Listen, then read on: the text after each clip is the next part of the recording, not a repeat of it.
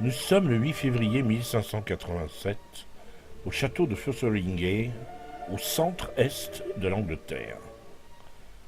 Dans la grande salle du château, 300 personnes sont amassées là, dans un silence opaque et lourd. Au centre de la salle, un billot et, tout près, le bourreau. Un bourreau qui titube légèrement tant il a abusé de l'alcool pour trouver le courage d'être là. Les témoins n'en ont plus, mis à part quelques serviteurs, aucun n'éprouve de sympathie particulière pour la condamnée. Ils sont là pour témoigner de sa mort, et certains même pour en rendre compte à leur maîtresse, Élisabeth, la reine d'Angleterre. Celle-là même qui a ordonné cette exécution. Car c'est bien de l'exécution d'une femme dont il s'agit, et pas n'importe laquelle.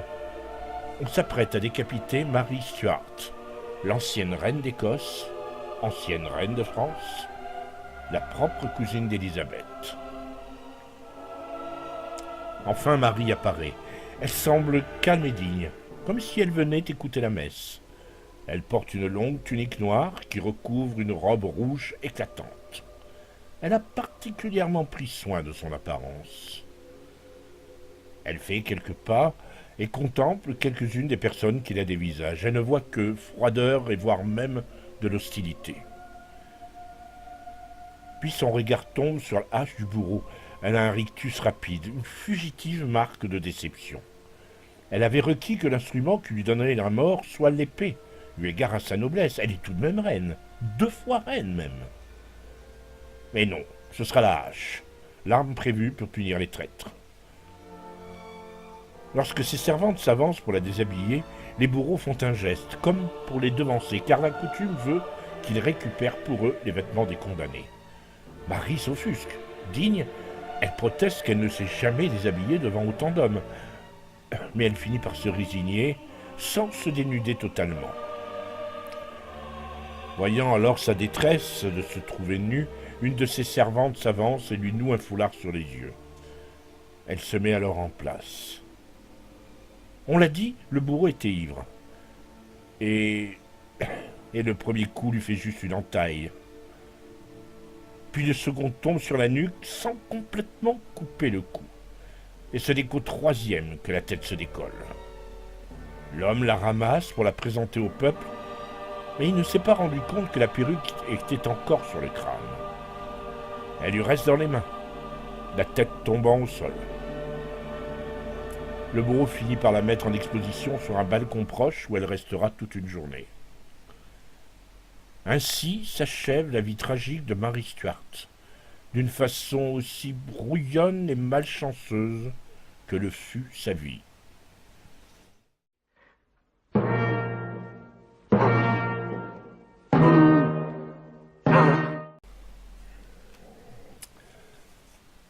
Démêler la vérité du roman tissé autour de la vie de Marie Stuart n'est pas chose aisée, car dès son exécution, de nombreux auteurs écrivirent sur ses innombrables qualités. Des auteurs à l'esprit romanesque, certes, mais aussi ceux qui avaient intérêt à le faire.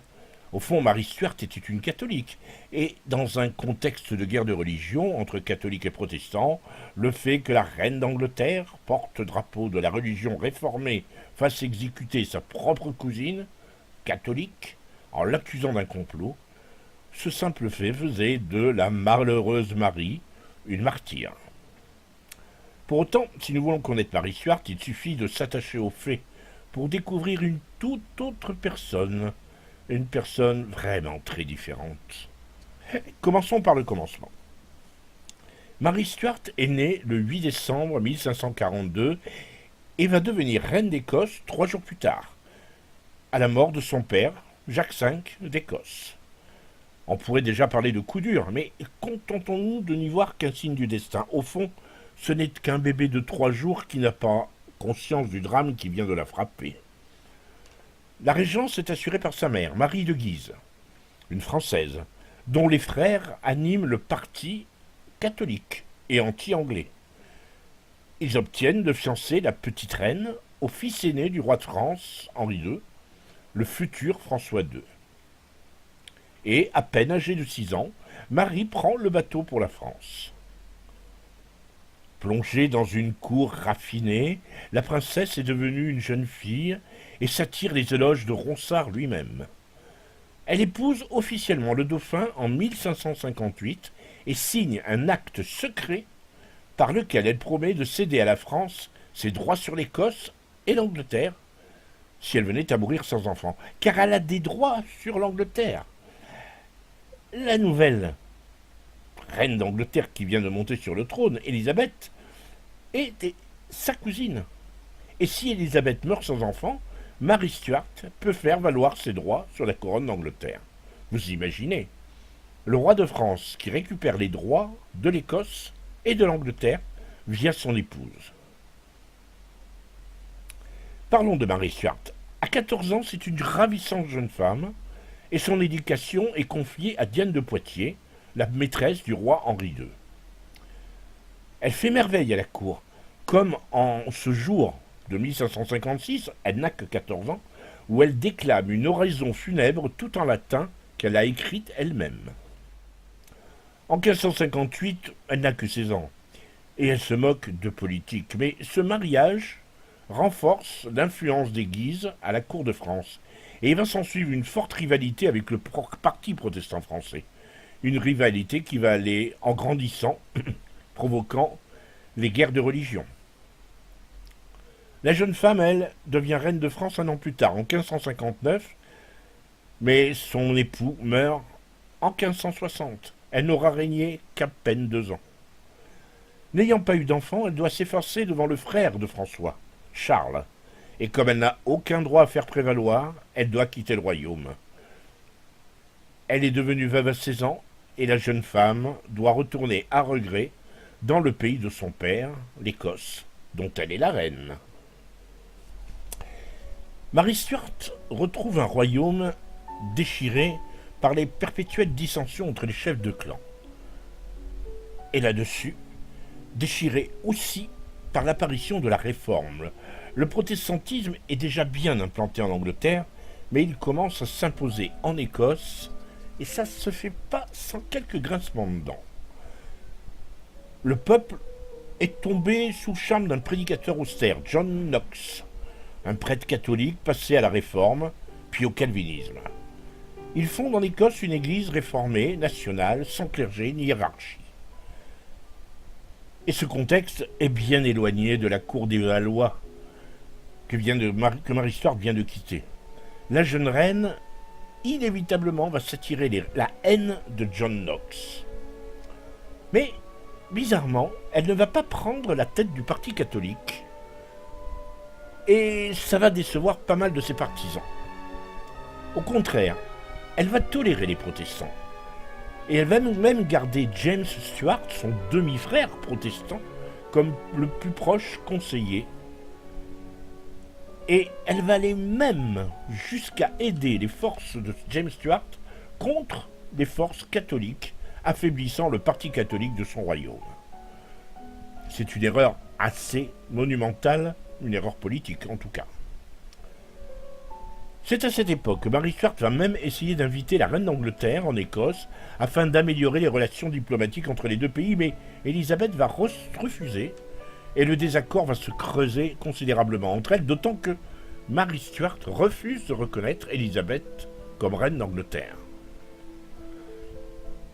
Pour ne rien arranger, et en dépit de nombreuses offres de mariage des grands princes étrangers, Marie Stuart se laisse séduire par son cousin, le sémillant et catholique Lord Darnley. C'est un choix désastreux. Ce beau lord ne manque jamais une occasion d'humilier son épouse et s'attire la haine unanime de toute l'aristocratie, catholique comme protestant. Avant longtemps, Marie Stuart va tomber enceinte, mais Darnley est devenu arrogant. Et il insiste sur le fait que son titre de roi consort lui donne du pouvoir. Ajouté aux humiliations qu'il fait subir à la jeune reine, et le mariage va très vite battre de l'aile. Alors la jeune femme se loue d'une amitié trouble avec un certain Davide Rizzio, un courtisan italien qui devient vite un conseiller privé. Un peu trop privé aux yeux de la cour qui ne supporte pas plus Rizzo qu'il n'a supporté Lord Darnley. et une conspiration encouragée par Darnley aboutit au meurtre de Rizzio dans les jupes même de la reine pendant un souper. Inutile de vous dire qu'on a un traumatisme profond là. Cette action naturellement va précipiter la fin du mariage, Darnley changeant d'allégeance, et peu après il attaque Marie et tente sans succès de provoquer un avortement. Nous sommes en juin 1566. Marie s'engage dans une liaison avec un troisième homme, Jack Hepburn, le quatrième comte de Boswell, un aventurier qui devient son troisième époux. Un complot est mis en place pour éliminer Darnley, déjà malade, peut-être malade de la syphilis d'ailleurs. Mais Marie continue à lui rendre visite, ce qui laisse supposer qu'une réconciliation était possible.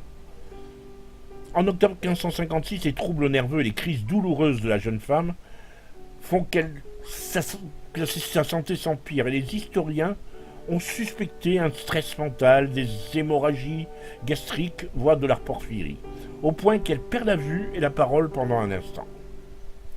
Considérée comme mourante, elle va finalement recouvrer la santé grâce à la compétence de ses médecins français. En février 1567, alors qu'elle est en convalescence dans une maison d'Édimbourg, une explosion survient et Darnley est retrouvé mort dans le jardin, apparemment étranglé. Cet événement qui aurait dû sauver Marie ne va faire que salir sa réputation car tous les soupçons tombent sur Boswell, son troisième mari, que tout le monde considère comme coupable. Un tribunal monté à la hâte va tenter de rétablir la réputation de Boswell, mais tout le monde sait que c'est un tribunal de complaisance. Finalement, Boswell, qui n'est pas plus, on va dire, qui n'est pas plus élevé intellectuellement que n'était Darnley, trouve rien de mieux que enlever la reine et quasiment la violer afin de précipiter et d'officialiser leur couple. Il semble néanmoins que Marie était amoureuse de Boswell et que le mythe du viol a été inventé dans un ouvrage d'un certain évêque de Ross. Quoi qu'il en soit, la nouvelle va sceller son destin. Les aristocrates, le peuple commencent à détester Marie, qui se montre plus habile dans les jeux d'alcôve que dans les jeux de politique et dans le règne, dans son propre règne. Elle est finalement arrêtée par une confédération de nobles écossais. Elle est emprisonnée au château de Loch Leven, qui est situé au milieu du Loch, tout simplement, en juin 1567. Elle fait une fausse couche, quelques jours plus tard, où elle va perdre des jumeaux. Et elle abdique le trône d'Écosse le 24 juillet, en faveur de son fils, Jacques, qui est alors âgé d'1 an. Ainsi, la voilà détrônée par ses sujets écossais. Après 10 mois de forteresse, elle parvient à s'enfuir et va se réfugier en Angleterre. Dans le pays même de sa cousine, elle se met à sa disposition, sous sa protection, une cousine dont elle n'a jamais reconnu la légitimité et qui la déteste profondément. Qui est Élisabeth Ier ? Élisabeth est la fille d'Henri VIII. C'est donc la petite-fille d'Henri VII. Le roi d'Écosse, Jacques, qui est le père de Marie Stuart, était le fils de Marguerite Tudor, la fille d'Henri VII, et la sœur donc d'Henri VIII. Donc les deux reines, Élisabeth et Marie Stuart, sont cousines au premier degré. Craignant une sédition de ses sujets catholiques, la reine d'Angleterre ne supporte pas l'idée que cette reine catholique d'Écosse soit venue se réfugier chez elle. Elle l'a fait emprisonner. Officiellement, elle la met en résidence surveillée. Après quelques hésitations, elle ordonne une enquête sur le meurtre de Darnley. Marie, qui est détenue à Bolton, assiste de loin à ce jugement.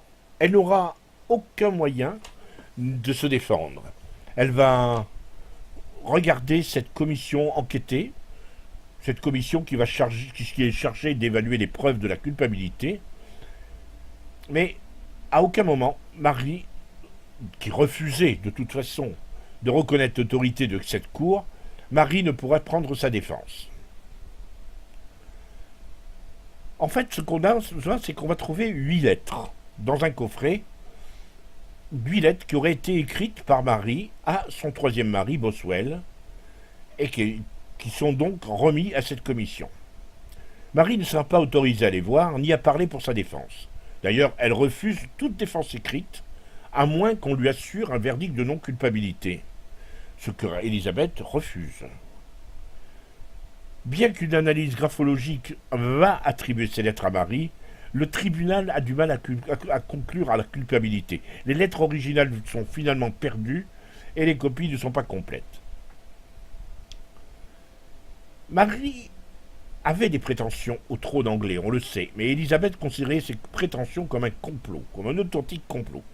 Elle va durcir l'assignation en résidence et Marie Stuart va rester 18 ans sous la garde du comte de Shrewsbury. Elle devient finalement une charge pour Élisabeth, laquelle Élisabeth ne peut plus la tolérer, parce que Marie ne se contente pas de rester prisonnière. Elle commence à nouer des intelligences avec des catholiques du royaume d'Angleterre. Et ceux-ci commencent à parler de complot. Plusieurs comploteurs de bas étage, des gens qui n'ont pas beaucoup d'influence. Et Marie, à chaque fois, va parler avec eux. Parfois même, on va trouver des pseudo-comploteurs, des agents provocateurs qui sont envoyés par les propres conseillers d'Élisabeth afin de prouver la culpabilité de Marie, que Marie n'est pas fiable.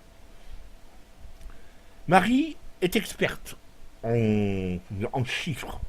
Comprenez qu'elle est tout à fait capable de tenir une correspondance codée et des codes extrêmement serrés. Et il faudra plusieurs mois au chef de la police d'Élisabeth pour arriver à percer ce code. C'est ainsi que Marie, pendant tout ce temps-là, va participer à plusieurs complots, mais qui sont des complots qui sont faits pour la faire monter sur le trône à la place d'Élisabeth, mais des complots qui n'aboutissent pas. Finalement, le chef de la police d'Élisabeth va réussir à piéger la captive par le biais d'un provocateur qui l'entraîne dans un complot contre la reine d'Angleterre. Marie Stuart va même donner son avis par écrit, comble d'erreur, une erreur incroyable. Elle va commencer à donner son avis par écrit et va même conseiller aux comploteurs sur la manière de tuer Élisabeth. N'oublions pas que ces comploteurs, ce sont des provocateurs. Résultat, tous les messages arrivent dans les mains du chef de la police d'Élisabeth.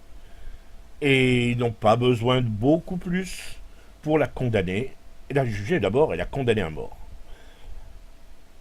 La commune va réclamer à Élisabeth l'exécution immédiate de Marie Stuart. Élisabeth rechigne malgré tout. Elle a du sang royal, c'est une cousine. Et c'est une souveraine. On n'exécute pas une souveraine. Et finalement, elle va se résigner à signer cet ordre d'exécution après beaucoup d'hésitations. Nous avons vu dans quelles circonstances s'est passée cette exécution. Après l'exécution de Marie, les principales cours catholiques vont commencer d'abord, à commencer par celle de la France d'ailleurs, vont commencer à présenter la malheureuse Marie Stuart comme une martyre, ce qu'elle n'était pas. Une succession d'écrits qui vont traverser les âges vont finir par influencer les écrivains et même les réalisateurs de films. Cette vision altère la vérité, au point de faire passer sous silence certains traits qui sont essentiels pour comprendre la jeune femme. Mais même si on prend en compte les drames qui ont frappé sa prime jeunesse, comme la mort de son père alors qu'elle n'a que 3 jours, la mort de son époux, alors qu'elle n'est reine que depuis 1 an, il est difficile de ne pas voir qu'elle passe son temps à prendre les mauvaises décisions. D'abord, à son retour d'Écosse, elle ne prend pas la tête du parti catholique. Elle irrite le parti catholique comme le parti protestant. Les protestants la voient comme une papiste, ce qu'elle est d'ailleurs, elle est catholique. Ensuite, évidemment, le choix de son époux, Lord Darnley. Il est évidemment très malheureux, c'est un homme odieux et brutal. Sans compter son troisième époux, Boswell. On ne lui pardonne rien. Et il faut dire aussi que les décisions sont pas forcément toujours heureuses. Enfin, sa fuite en Angleterre, un pays protestant, elle, la reine catholique, qui fuit un pays catholique, va se réfugier chez les protestants, chez une reine qui la déteste et qu'elle n'a même pas voulu reconnaître. Une fois en prison, elle pourrait se tenir tranquille. Et non, elle va se prêter aux différents complots, réels ou faux, qui sont ourdis contre Élisabeth. Ça montre d'une manière évidente qu'elle n'avait pas un très grand sens de la réalité. Très superficielle, oui, elle l'était. Pour autant, elle n'était pas stupide, loin de là. Elle n'était juste pas faite pour être un chef d'État. L'ironie dans tout cela, l'ironie, c'est qu'Élisabeth finira par mourir, longtemps après Marie, bien sûr, mais va finir par mourir sans enfant, et que son successeur sera tout simplement Jacques VI d'Écosse, le propre fils de Marie. Devenu roi d'Angleterre sous le nom de Jacques Ier et roi d'Écosse, Jacques Ier, Jacques VI, fera exhumer Marie, sa mère, du petit cimetière dans lequel elle était, pour l'enterrer à 10 mètres à peine du tombeau d'Élisabeth Ier. Comble d'ironie. Et le pire de tout cela pour Élisabeth et les mânes d'Élisabeth, c'est que tous les rois qui vont succéder à Élisabeth Ier seront tous des descendants de Marie Stuart.